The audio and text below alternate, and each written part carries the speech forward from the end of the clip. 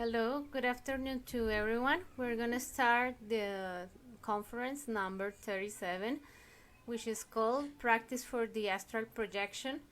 In this conference, we're going to talk about how to achieve the practice of the astral projection consciously.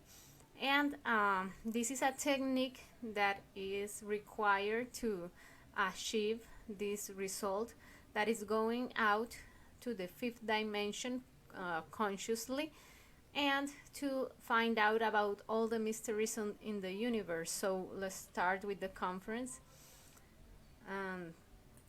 We are going to see this topic deeper. So this jump that we are going to do every day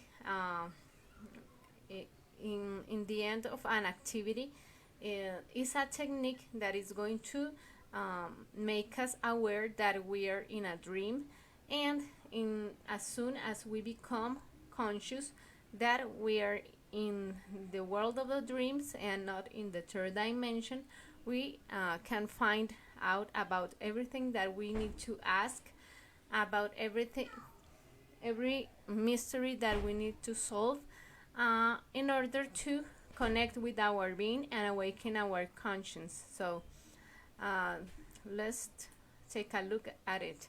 What is the astral projection? So let's review the topic.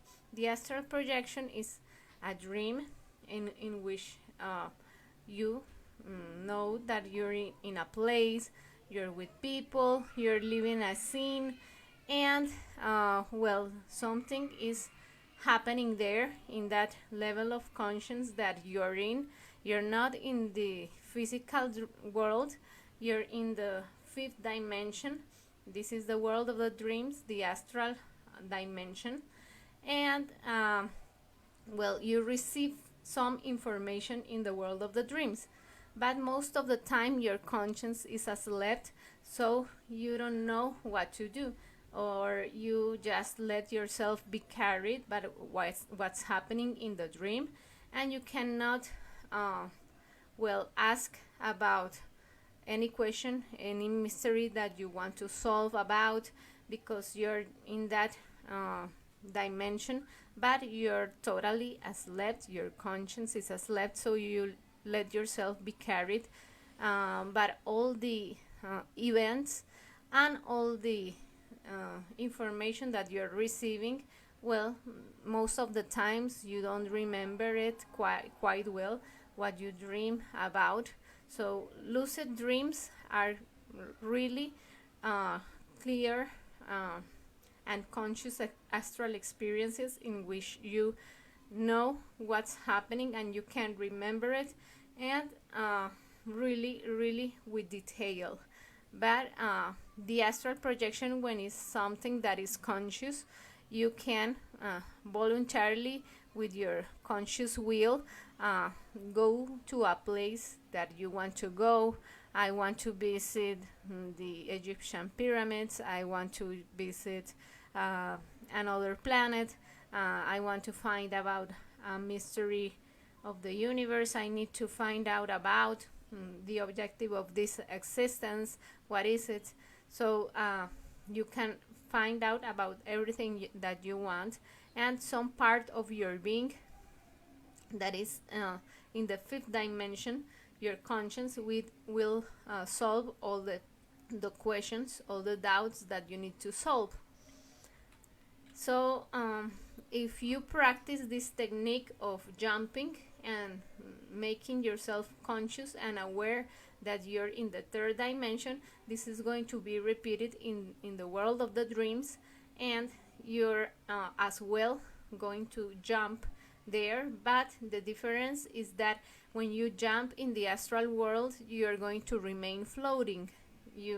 There is no law of the gravity, so you can trespass a wall with your hand, and you can, when you jump, you remain floating, and you can fly and visit a lot of places.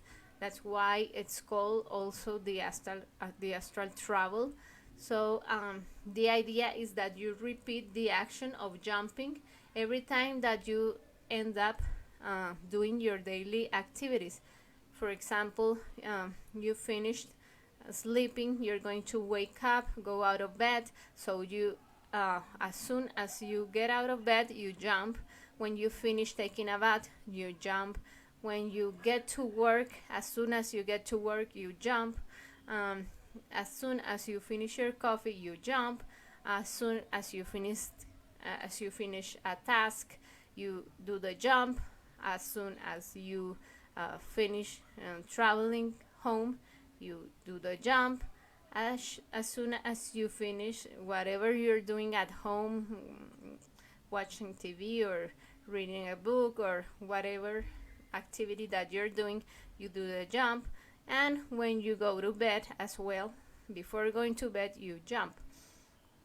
And when you do this, there is much probability of going out in the astral world, because you did it so many times in the day, along the day, that by the law of correspondence you are going to repeat it in at night when you're dreaming, when you're sleeping. You're going to be dreaming about something, some event, some activity is going to be happening there in the astral world. Maybe you're going to be repeating the same activities that you do during the day, but in the astral world, in the world of the dreams. So you were conscious that you were in the third dimension when you fell down to the floor after you jumped.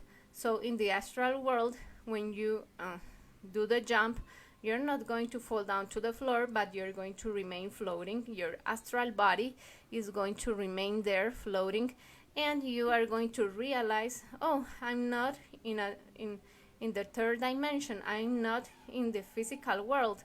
I'm in the astral world. I need to find out about this, how to eliminate this defect of lust, this defect of being totally disappointed, melancholic. Well, the defect that you wish to eliminate, you can find about how to do it in the astral world, or you can find in which existence are you in.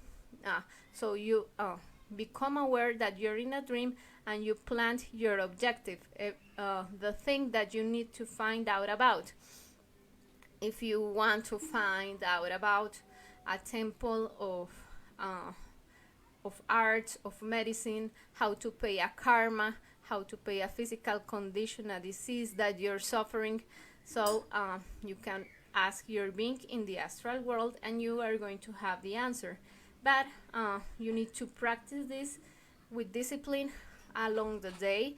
So by the law of correspondence, you do the jump and remain floating in the world of the dreams. If you do it not so many times, there is less probability that you are going to be conscious in the astral world. So the more you do it, the more probable is going to be that you become aware that you're in a dream and not in the physical world. So will I be in the astral world, or will I be in the physical world? This is the question. Am I in the astral world? No, because I fell down to the floor. But if I remain floating, that means I have become aware, I have become conscious that I'm in the physical world. And this is the shock that I need to do in order to discriminate that I'm not in the physical world, but I'm in the astral world, and find out about any mystery that I need to solve in order to ascend a level of conscious, in order to connect more with my being, in order to awaken my 100% of conscious little by little, and eliminate my ego. So when we get out of bed, when we have this silver cord that connects our astral body with our physical body, so when changing activities is the perfect moment to do the jump. and see if we remain floating.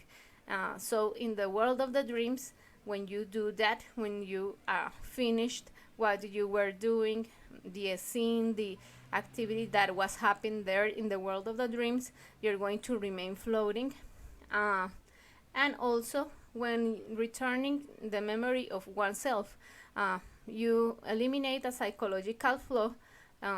For instance, you realize that you are in an inner state of anger, of disliking, of hating someone, and you beg your Divine Mother, eliminate me this ego of antipathy that I have towards this person.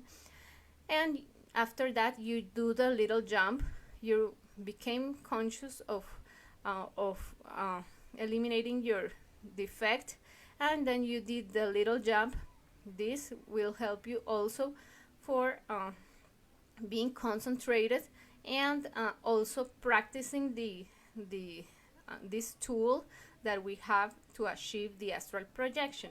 So this is the perfect moment also to become aware that you're in the fifth dimension, because you're going to awaken your conscience, you're going to liberate the essence of a defect, you're going to free that spark that is trapped in your ego, and so this will help you be more aware, more conscious that you're in a dream. So when you see, you're going to do the little jump as well when you see uncommon things that are really strange, that well, are really, they appear to be extracted from a dream because they are totally bizarre, totally weird. So when you see strange things, you're going to do the little jump, because in the world of the dreams we often see things that are totally well, strange.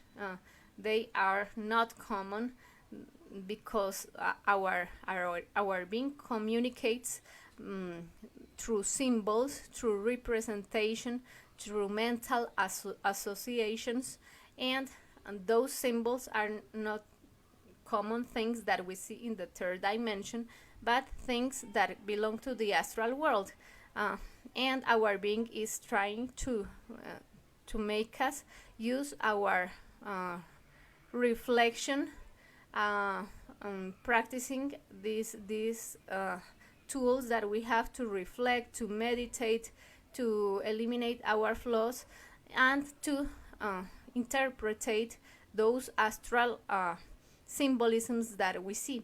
So when we see those strange things that are kind of a metaphor, that our being is telling us, hey, you need to work your lust. You're going to see a dog because the dog represents lust. So you're going to do the little jump when you see something strange related to a dog. For instance, a really fat dog, a two-headed dog. Well, things that are surreal. So the practice result is going to be that as soon as you see those symbolisms in the astral world, those strange things, those representations that our being uses to communicate with us, you're going to remain floating, and you're going to be aware that you're in the fifth dimension, in the world of the dreams. So the only requirement is to start practicing with discipline and patience until you achieve it.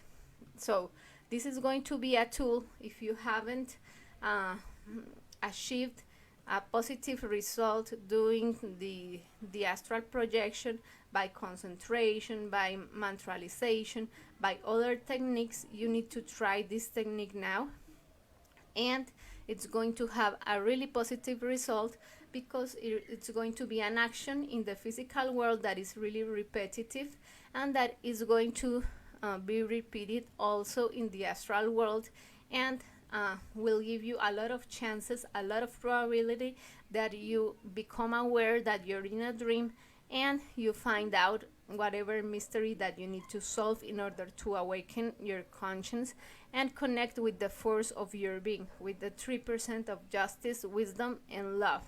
So this was the conference, and the only thing that's left is leaving you with the mood, the right energy, in order for you to practice, to do the practice many times, in order to have a lot of chances, a lot of probability to remain floating there in the astral world. Just try it, keep practicing. Don't disencourage yourself if you don't have a positive result, but keep trying, and you're going to have your results, because this practice does have a really, really nice result. It's really well, something that if you do it with discipline, it's going to work out, and you're going to be glad to have done this technique, because you're going to verify a lot of things that belong to these mysteries of the superior dimensions of nature. So thank you for watching, thank you for sharing your time with us, and have a good afternoon. Keep trying this technique, and you will have amazing results. Good afternoon, and see you in the next conference.